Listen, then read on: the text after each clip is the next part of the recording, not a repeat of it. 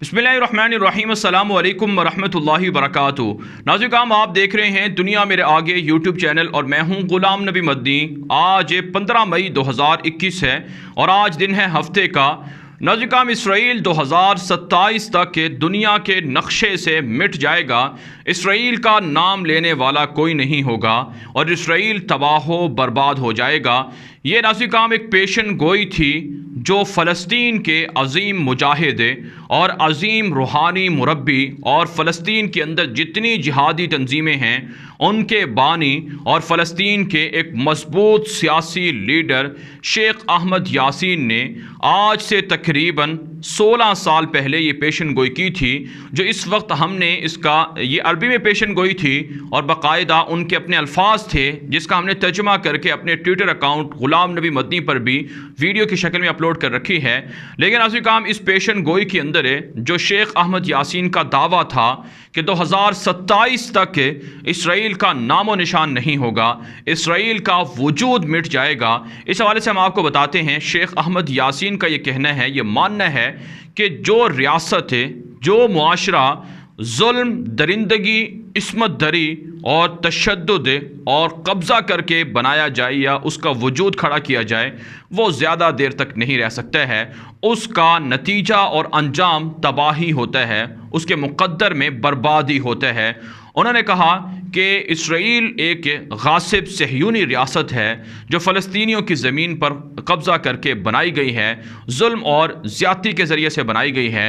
लिहाजा इसके ख़िलाफ़ जो मुहिम थी, जो लड़ाई थी वो 3 मराहिल में शुरू हुई है।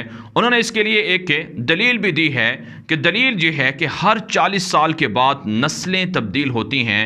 जो नई नस्ल होती है वो पुरानी नस्ल से ज़्यादा एडवांस और ज़्यादा बेहतर होती है।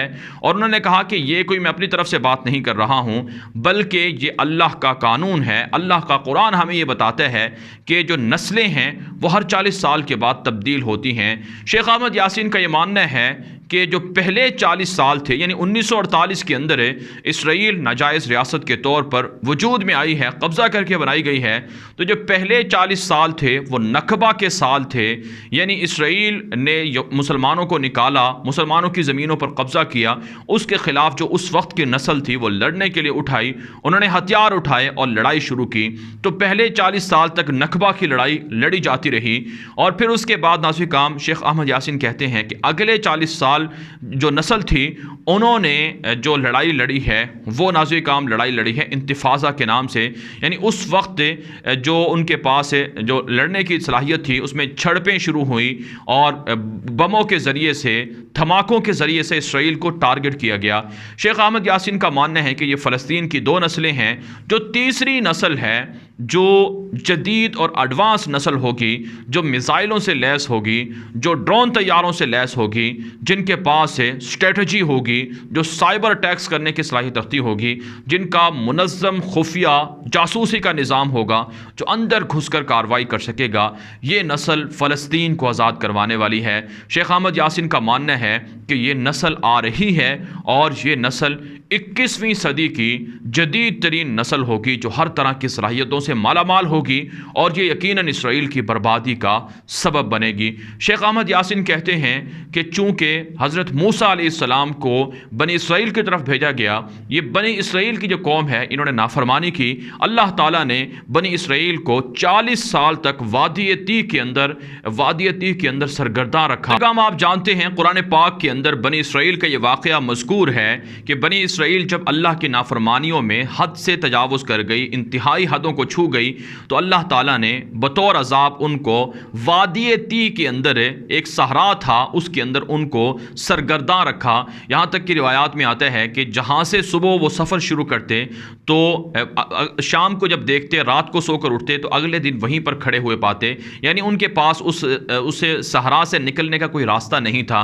शेख अहमद अहमद यासीन का मानना है कि ये जो 40 साल थे ये इसलिए इनको सरगर्दा रखा इस वादियती के अंदर ताकि जो कमज़ोर, ज़ईफ़ और इसी तरह से जो नाफरमानियाँ करने वाली नस्ल थी वो ख़त्म हो जाए और जदीद और एडवांस नस्ल इन 40 सालों में तैयार हो जाए, जो बहादुर हो, जो लड़ाका हो। और फिर यकीनन 40 साल के बाद अल्लाह ताला ने उनको निकाला और फिर उन्होंने जो दुश्मन थे उस वक्त के उनके खिलाफ जंग की। तो शेख अहमद यासीन कहते हैं कि इस वजह से मैं ये बात कह रहा हूँ कि हर 40 साल के बाद नस्लें तब्दील होती हैं। जो नई नस्ल होती है वो पहले से ज़्यादा एडवांस होती है, वो पहले से ज़्यादा लड़ाका, ताकतवर होती है, सलाहियतों की हामिल होती है।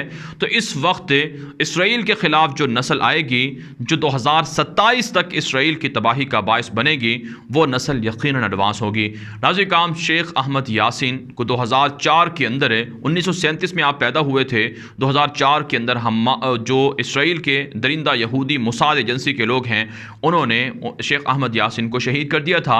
जो हमास की तंजीम है जो गज़ा के ऊपर हुकूमत कर रही है, इनके बानी भी इन्हीं शेख अहमद यासीन को समझा जाता है। इसके अलावा जो दीगर फ़लस्तीन की जमातें हैं उनकी बुनियादें भी शेख अहमद यासीन से जाकर मिलती हैं। तो शेख अहमद यासीन की ये जो पेशन गोई है ये आज हमें पूरी होती हुई नज़र आ रही है। क्यों नाज़रीन काम कि आज जो इसराइल के ख़िलाफ़ गज़ा से जो मिज़ाइल इस्तेमाल हो रहे हैं, जो ड्रोन तैयारे इस्तेमाल हो रहे हैं, जो लड़ाई इस वक्त जारी है ये पहली लड़ाइयों से मुख्तलिफ है। नाज़रीन काम 2006 के अंदर, 2009 के अंदर, 2014 के अंदर भी जो इसराइल की दरिंदगी है गज़ा के मुसलमानों के ख़िलाफ़ वो शुरू हुई थी। नाज़रीन काम गज़ा इस वक्त जिसकी आबादी बहुत छोटा सा इलाका रह गया है, उसे जो बाकी इलाका था वो सारा इसराइल ने कब्ज़ा कर लिया है। इसकी आबादी महज 20 लाख आबादी है। इसराइल पिछले 20 सालों से कोशिश कर रहा है कि गज़ा के मुसलमानों को मिटाकर यहाँ पर भी इसराइल की सल्तनत और रियासत कायम कर दी जाए, लेकिन इसराइल को बार बार नाकामी का सामना करना पड़ रहा है।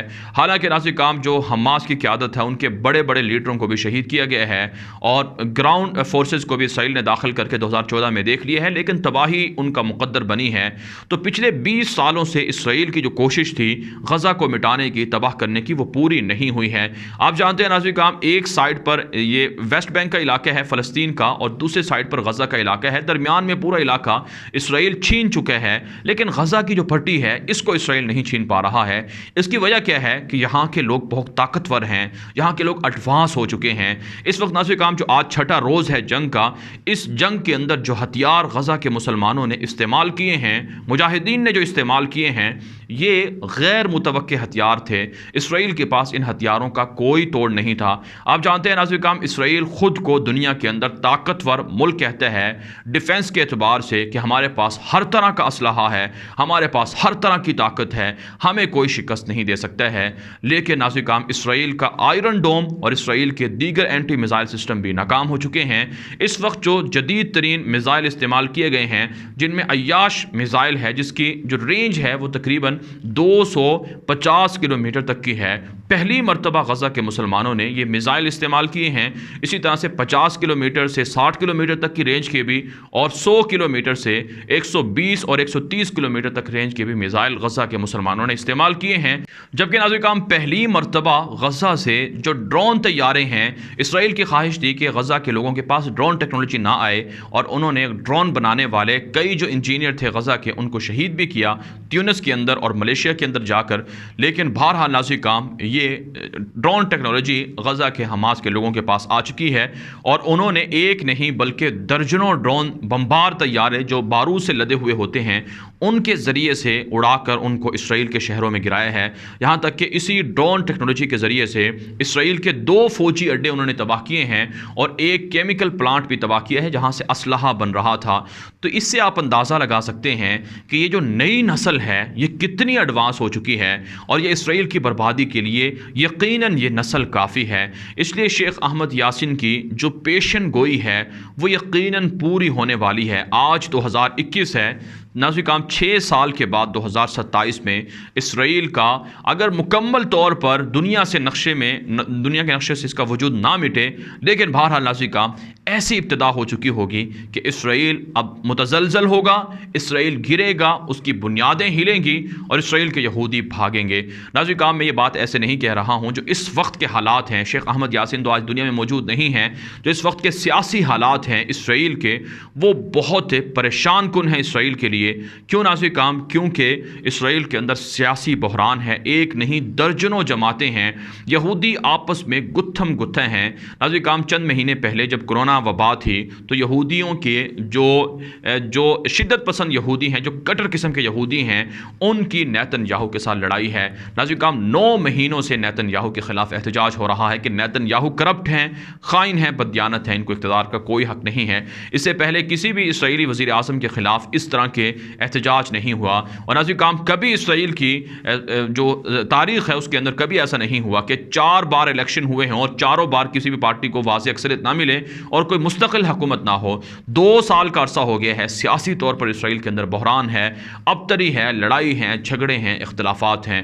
सियासी तौर पर इसराइल टूट रहा है और बैरूनी महाज से भी खुद इसराइली एतराफ़ कर रहे हैं कि हमारे खिलाफ 2500 के करीब रॉकेट फायर हुए हैं, इनमें से हर रॉकेट को हम रोकने में नाकाम रहे हैं और इसराइल के अंदर तबाही हुई है। 400 से 500 करीब यहूदी ज़ख्मी हैं, 10 बड़े शहर तबाह हो चुके हैं, एयरपोर्ट्स बंद हैं, दुनिया से राब्ता मुनक़ते हो चुका है और इसी तरह से मार्केटें बंद हैं, रेलवे ट्रांसपोर्ट हर तरह का निज़ाम ज़िंदगी दरहम भरम होकर रह गया है।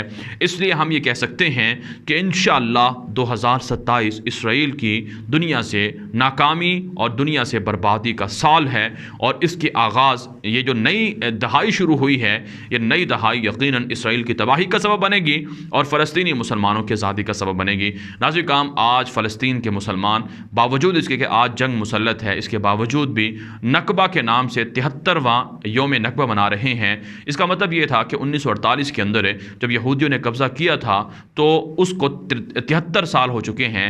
तो इन 73 सालों के अंदर अज़म ज़ाहिर किया जा रहा है कि यहूदियों के सामने झुका नहीं जाएगा, यहूदियों के खिलाफ लड़ा जाएगा और इनको मारा जाएगा, इनको भगाया जाएगा। नाज़िर काम इस वीडियो के हवाले से आपकी क्या राय है? अपनी राय कमेंट के जरिए से ज़रूर हम तक पहुँचाएँ। मज़ीद खबरों के लिए बिलखुसूस गज़ा और फ़लस्तीन के मुसलमानों और इसराइल की बर्बादी के हवाले से जो लम्हा बलम्हा अपडेट्स हैं, जो वीडियोज़ की शक्ल में, तस्वीर की शक्ल में, ब्रेकिंग न्यूज़ की शक्ल में हम आपको अपने ट्विटर अकाउंट गुलाम नबी मदनी पर बता रहे हैं, उसे जाकर आप ज़रूर फॉलो कर लें और इस वीडियो को दूसरों तक पहुँचाएँ ताकि उम्मत मुस्लिमा को पता चले कि उन्हें घबराना नहीं है, उन्हें अल्लाह पर भरोसा रखना है। अल्लाह का वादा यकीनी है, जो अपने वादे के कभी खिलाफ नहीं करता है। मुसलमानों को फ़तह मिलेगी, मुसलमानों को गलबा होगा, मस्जिद अक़सा क़िबला अव्वल आज़ाद होगी। इजाज़त दीजिए, अल्लाह हाफ़िज़।